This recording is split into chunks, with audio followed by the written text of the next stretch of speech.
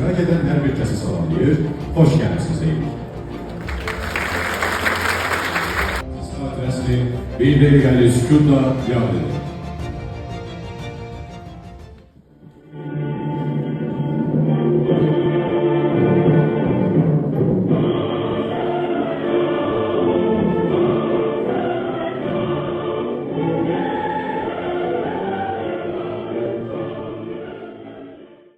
Biz atadık, biz müstəqiliz, biz sərvətlik, biz heç kəsdən asılı deyilik, biz özümüz öz talihimizin sahibiyik. Değerli konsullarımız, burada iştirak edən bütün rəsmilərimiz, bütün Gəncədə bizim olan değerli sakinlərimiz, hər birinizi sabahki Zəfər günü münasibətilə beklədim. Ali Başkomandan Cənab İlham Əliyev rəhbərliyi ilə rəşadətli Azərbaycan ordusunun qəhrəmanlığı ilə qazanan Zafer Günü değil.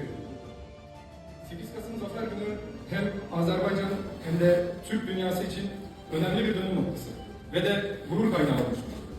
Bugün adaletin, cesaretin, fedakarlığın ve Türkiye-Azerbaycan kardeşliğinin zaferidir.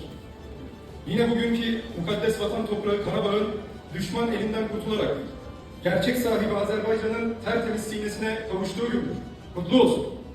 44 gün süren destansı mücadele, Azerbaycan halkının sarsılmaz iradesini, kahraman ordusunun kırılmaz cesaretini ve devletinin lider tutumunu tarihe altın harflerle yazılmıştır.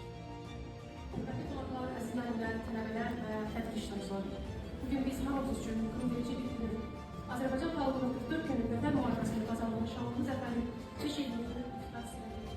Bu Məhəşin Zəfərin 5-ci il dönümündə bütün şəhidlərimizin bunun qarşısında baş əyir, qazilərimizə can sağlığı, halkımıza ise daim qalibiyyət və firavanlıq arzulayıram. Eşq olsun Azərbaycan ordusu. Tədbir iştirakçıları bizim bu tədbirin bəzi hissəsinin ərsəyə gəlməsində artıq apardığımızın da dediyi kimi Gəncə Dövlət Universitetinin nəzdində Regional Kollecin musiqi bölməsinin zəhməti əziyyəti olub və bu bizim bunlarla bu bölməli ikinci tədbirdir. Hər dəfə çox böyük canfəşanlıqla bu tədbirin hazırlanmasında səy göstərirlər.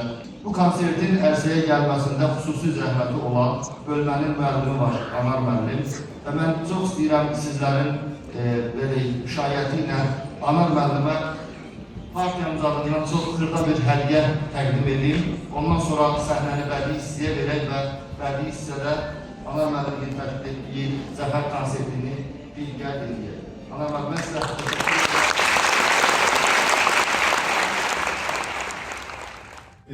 Regional Kollecin Qəmbər Hüseynli instrumental ansamblı bədii rəhbər Anar Əskərovdur.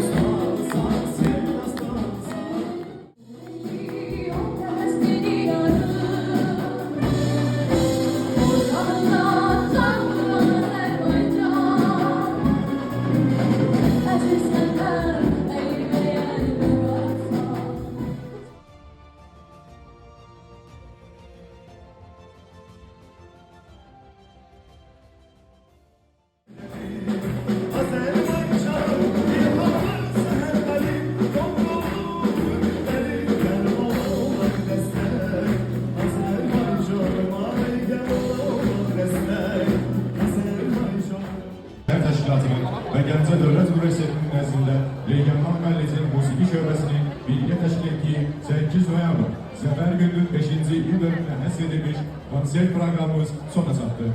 Sonra hər birinizə təşəkkür ederim. Sağ olun.